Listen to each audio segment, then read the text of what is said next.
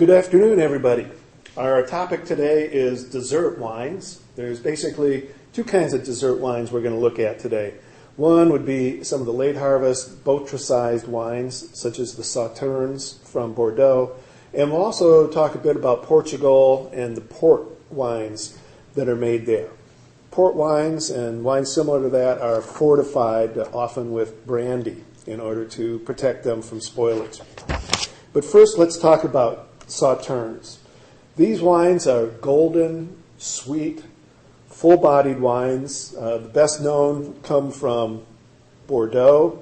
They're made with Sauvignon Blanc and Semillon grapes, and they're very sweet. They're just thick, rich, sweet wines with 6 to 8% residual sugar. So very sweet. The Sauternes are an outcome from what we call the noble rot. In this case, it can be helpful to grapes. In most cases, the noble rot is just plain old bunch rot. Botrytis cinerea, it's a common fungus. It's a fuzzy gray growth that really spoils a wide variety of fruits and vegetables. It's a serious disease. It attacks the soft tissues of the grapes and punches little holes in the skin that will ultimately leave them dried and shriveled up. Now, in the case of the Sauternes that we're speaking about, under just the right conditions, that's going to work out okay, as long as the skins don't crack. If the skins crack and become split open, then the grape is subject to attacks from all kinds of diseases and pests, especially if the conditions are cool and humid. Things like botrytis are always a problem if we're talking about red grapes, very destructive, and they can also hurt the unripe white grapes. But as I said, under just the right conditions, it becomes what we call the noble rot. When it's affecting healthy, ripe, whole grapes, under certain conditions, it's going to be a real benefit to us. These conditions typically occur in cooler coastal regions. What we need to have happen is a small amount of rainfall, or high humidity for a period of several days. The mold will then bloom over the whole cluster, and if it's followed by some warm, dry days that'll help dehydrate the grape, then good things will happen. If that humidity continues, then secondary infections will attack the grape. But if it's followed by warm, dry days, what will happen is the grapes will shrivel up and the juice will become really concentrated. The water in the grapes will have evaporated through the little holes that the botrytis caused. Now again, we don't want open splits of the skin because then infections can get in. But if the water is just evaporating through the small holes from the botrytis, then we're going to get that really nice, sweet concentration effect. It takes about 2 weeks for this whole thing to transpire. And what we'll do is harvest the grapes when the Brix level is really high. Anywhere from about 30 up to 45 Brix. We have to be really selective with the grapes. We don't want them to be overly effective, and we're going to sort through them fairly carefully so that we can get our wine just right. Now, as far as the winemaking, after we complete the harvest out in the field, there's no crush. We're going to take the grapes directly to the press. And the liquid that comes out of the press is it's like molasses, very thick and syrupy. After we've pressed them, we'll chill the must and clarify it and begin the fermentation. The fermentation is very slow. In fact, because of the really high sugar levels, it takes a lot of yeast to get this thing going. Fermentation typically stops around 8 to 13% alcohol, at which point we've got a lot of residual sugar left over. It's really hard to deal with these materials, hard to move them around the winery. Obviously, we can't use pipes and hoses, but the outcome is very rewarding after all this hard work. Some of the characteristics of these wines, they're very sweet, very concentrated. You usually see them sold in kind of a half-size bottle. They've got a nice concentration of fruit flavors, especially honey and apricot. Also a lot of times we'll get nutty flavors, mushroom, spiciness in it. So definitely kind of a rare wine and something you might want to take advantage of when you get the opportunity. Now, if those exact weather conditions don't shape up just right, there is a way where winemakers can induce the botrytis. It's a kind of a risky move. You're sort of taking a bet that things will turn out okay, but the growers can leave mature grapes on the vine.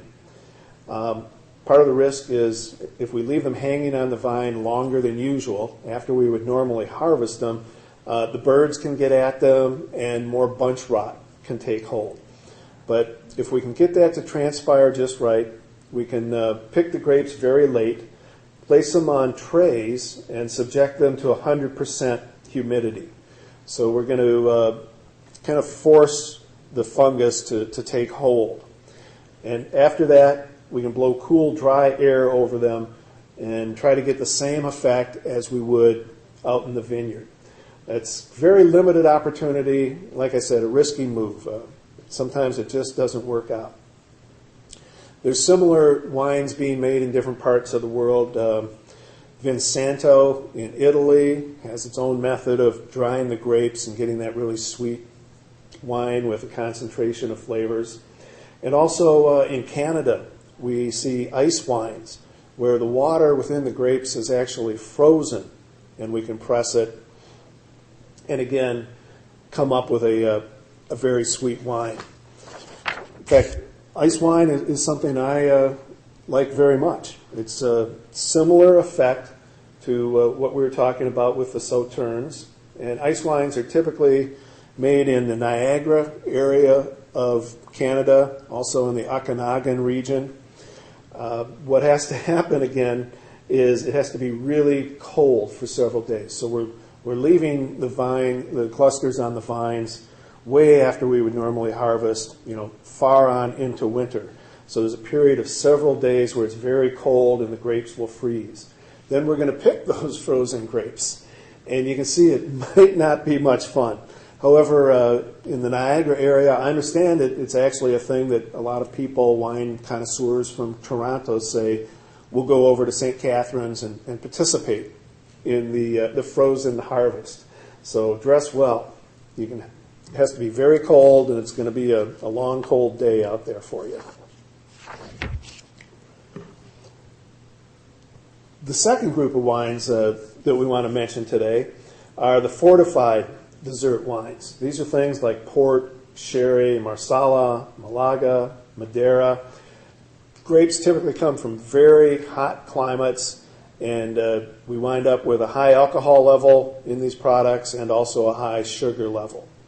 With port, that high sugar level is actually accomplished by stopping the fermentation with the addition of brandy or some wine spirits to it. That stops fermentation while there's still sugar in there, and it also makes for a very high alcohol level of these wines. So I want to take a few minutes and focus on not only the port wine, but also talk a little bit about Portugal, kind of an interesting country. It's got a long and varied history. We think grapes were first introduced into Portugal by the Phoenicians in ancient history, before the Romans had even come to power. The Romans also came through, and much of their culture was based around wine and celebrations, so the vineyards survived through the Romans. And then at later points in time, the Celtic tribes came through and settled in Portugal. And even after that, the Moors, the Arabs, took over the southern portion of the country. So it's had a varied history. What we know it for now is port wine, however, and that really came out of the fact that the British can't grow their own wine, and so they have to bring their wine in from other countries. Typically, back in, say, the 1600s, they would trade cod and wool for wine. Their main trading partner was France. The British really liked the wines coming out of the Bordeaux region, so there was quite a bit of activity there. However, during the War of the Spanish Succession, they didn't have access to the wines coming out of Bordeaux, and they needed another source. So they set up a trade with Portugal. There was a treaty that limited the tariff on wine being imported to Britain. And in 1703, that treaty became effective, and the British really kind of took over or set up the port business in Portugal. In fact, you still see a lot of artifacts even on the beaches. There's these little square tents that you'll see also on the English beaches. They kind of brought that to Portugal with them. So there was a heavy trade in port wine.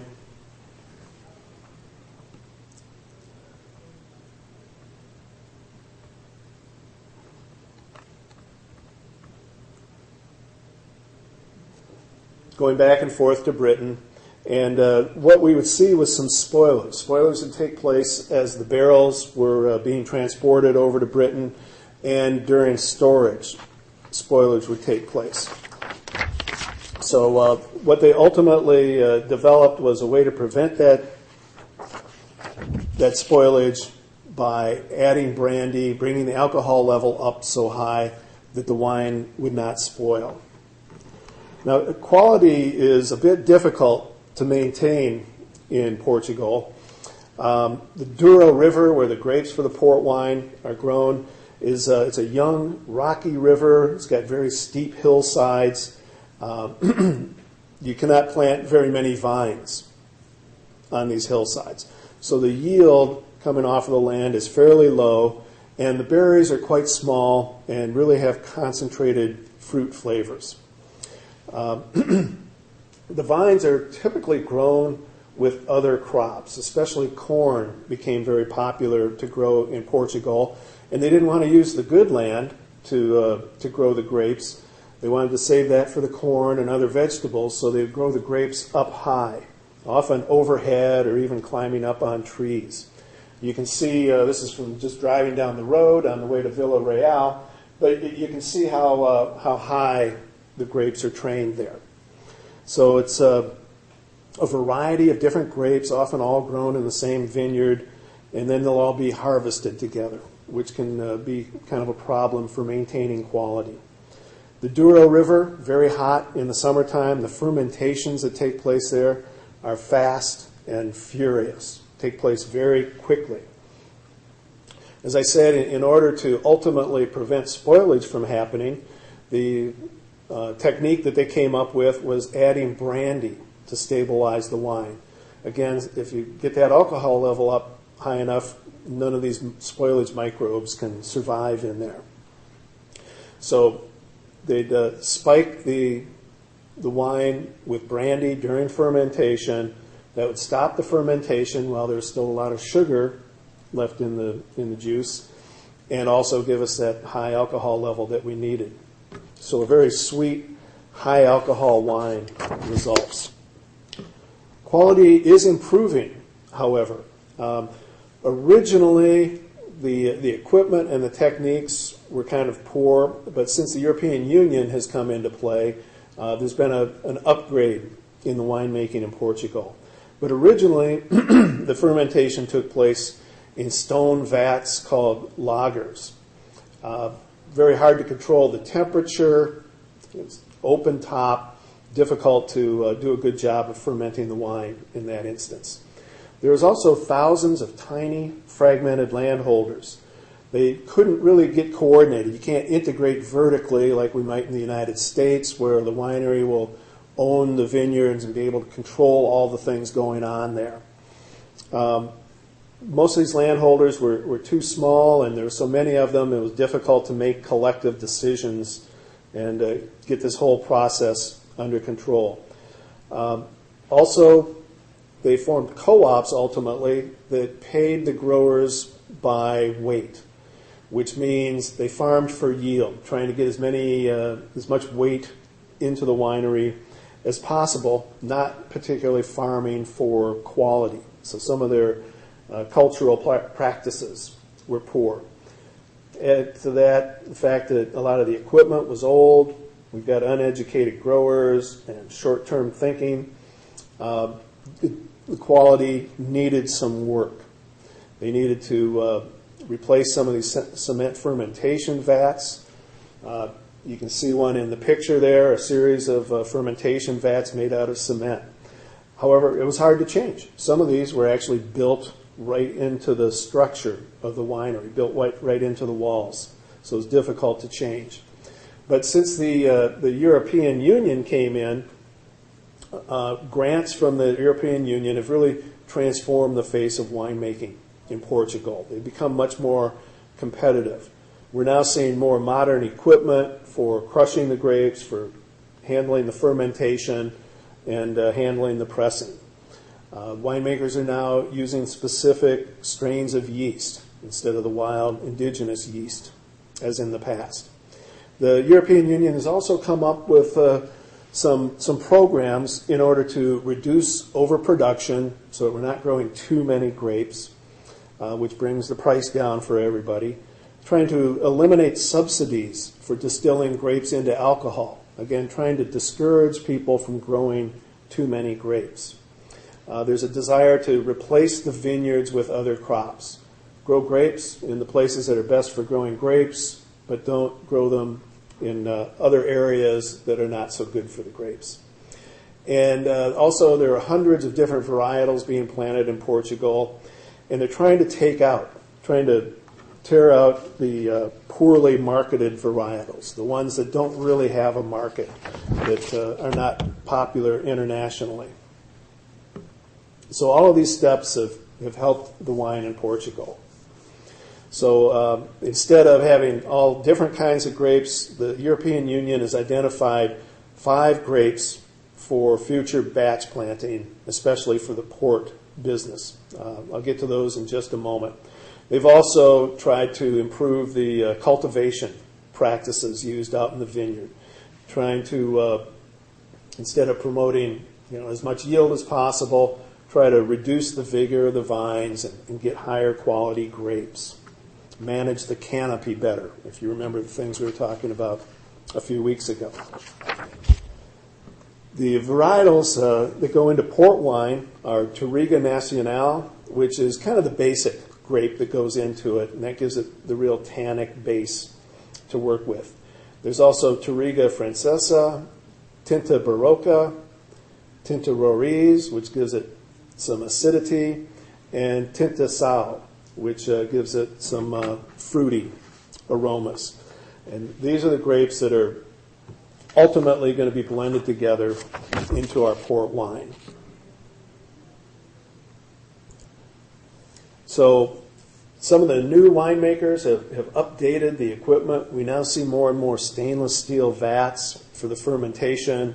We see refrigeration plants in order to keep that must cool so we can control the fermentation. And we've got a young group of skilled winemakers coming in and updating the practices. Now, there still are some problems in these areas. Often the stems and pips are crushed in with the rest of the grape and not separated out. In transporting the wine from the upper Douro Valley down to the Atlantic Ocean, most of that transportation is now handled by trailer. That can be a little bit of a rough trip. A lot of the presses are still horizontal presses, which are kind of rough on the grapes. They tear the skins and leave a lot of proteins loose. Often fermentation takes place without settling the juice first. And again, in the instances where we're still using these cement tanks, it's difficult to control the temperature. So there's definitely a need for more long-term investment. But the Douro is definitely an interesting part of the world, very arid, dry hillsides, very hot summers. There's a wall of mountains that keep all the cold air from the ocean side out of the Douro River Valley, the upper valley. And it gets very hot in the summer. The soil, if you want to call it soil, is really just kind of rocky, shiny, granular stuff. They call it schist. The terraces, the areas where they grow the grapes, actually have to be just hacked out of some of these rocky hillsides. That also means that the harvest is very labor intensive. If you look at the photo there, you can see it's too steep for harvesting equipment to get in there, so everything has to be manually harvested, and actually it's hard to even get the grapes carried into the winery, transportation-wise. These days, the vineyards, actually for tens and hundreds of years, have been graded by a point system, so they kind of know the quality of grapes that are going to come out of specific vineyards and which ones are best for going into port wine production.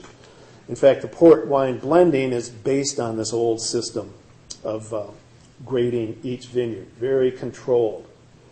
Got a slide here showing the harvest taking place. This is actually just from a sidewalk in the city of Villarreal, where some tiles had been set into the wall next to the sidewalk, kind of detailing the steps in making port. So one of the first steps is harvesting the wine and carrying it out of the vineyard.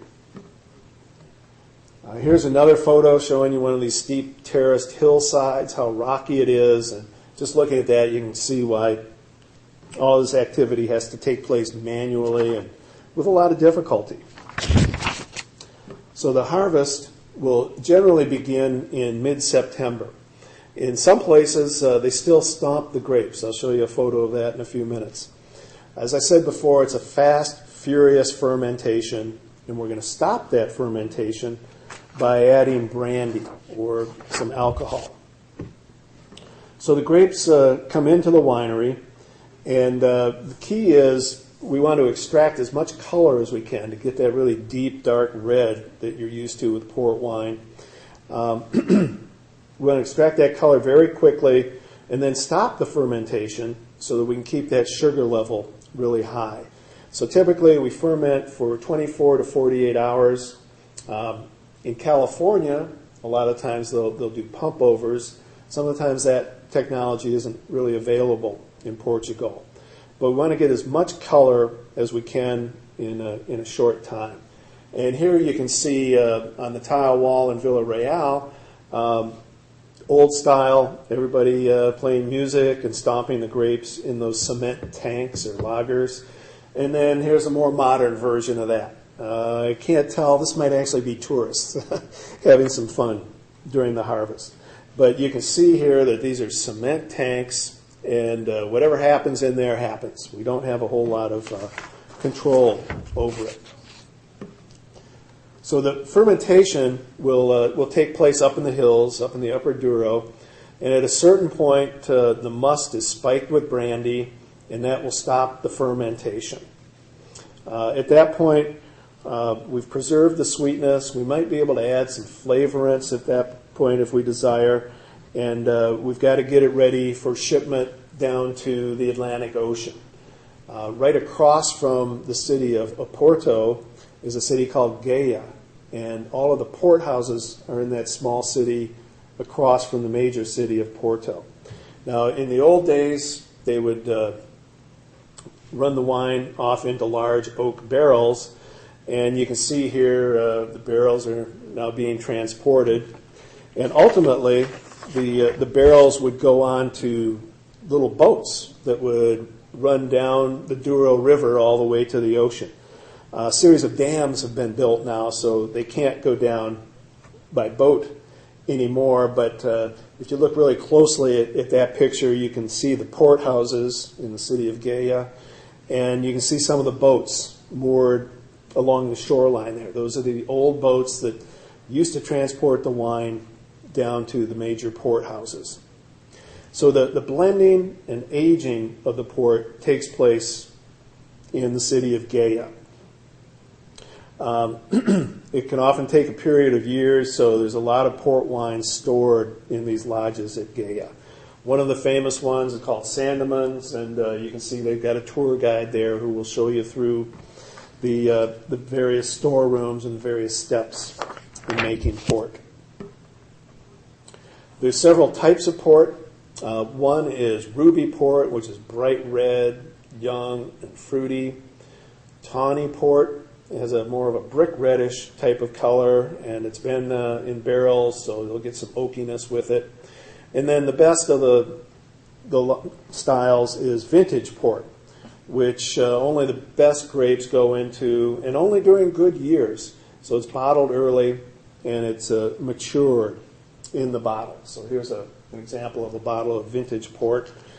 In the middle, we've got a tawny port, and on the other side there, from that Sandeman, we've got a ruby port.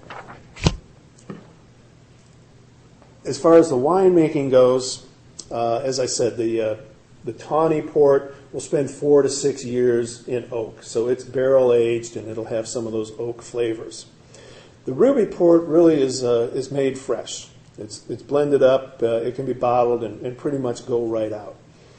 The best of the ports is the vintage port. They only declare a vintage during excellent years. It's going to age in wood for 2 to 4 years, and then it's going to be bottled, and it'll mature in the bottle. It can mature for up to 20 years in the bottle. In fact, there's an old saying that you buy the port when the child is born, and he opens it on his 21st birthday. That's when it should be at its optimum. And here again in the picture, you can see the port houses of Gaia with the boats in front of them. And then on the other side of the river is the much larger city of Porto. Before we leave Portugal, I want to mention one more type of wine called Vino Verde, something that I found I really enjoyed over there. It's made in the north of the country, and again, they pick the grapes. The grapes are actually grown on these very high fences, and you can see pretty difficult to harvest it. And again, they'll stop the fermentation in order to leave the wine a bit sweet, and let it undergo a malolactic fermentation. It'll take place in barrels, and they keep the bungs on really tight so that the little bit of CO2 given off during malolactic fermentation will give the wine a little bit of a spritz. There's also a group of winemakers who discourage that malolactic fermentation, and they will, by discouraging the malolactic fermentation, it keeps the wine fresher, it retains that apple-like zest, so you get a really fresh, crackling green wine, and they'll actually add a little bit of CO2 at the end of the process in order to give it that spritz. So it's a little different way of going about it. Typically I've seen it in a clear bottle, and a lot of times if it's sitting in the sun at the retailers, some spoilage can happen. So there are cases where it gets ruined on the retailer's shelves because it's been exposed to sunlight. Okay, so next I want to move on to mention briefly some other types of fortified dessert wines. We already spoke about port, but some others are known as sherry, marsala, malaga, and madeira. What they all have in common is they're grown in really hot climates and typically have a high alcohol and sugar level. In common also is the fermentation will be stopped by adding wine spirits. I've just got a photo here of Madeira, kind of a rocky island way out in the Atlantic, but still part of Portugal. Another well-known dessert wine is sherry. That's made in Spain. And it gets some of its unique flavors because they deliberately allow it to oxidize a bit. But they need to also fortify the wine with some alcohol in order to prevent vinegar bacteria from growing during oxidation. So they use a yeast called floor yeast in the production of sherry, and it takes place at high temperatures. Another unusual element of sherry is they've got a fairly unique aging process called the Solero system. This diagram gives you just a little outline of how it happens, but as older wine in the Solera system at the bottom is bottled off for sale to customers, they then introduce new wine into more recent barrels. And over the years, what happens is we get a blend of wines from different years, and the age of that wine actually increases pretty rapidly. There's little fractions of it from many years ago and fractions from very recently. So they get kind of a more consistent flavor profile by handling it that way. So that's an overview of sweet dessert wines, and I'd like to thank you very much. Have a good day.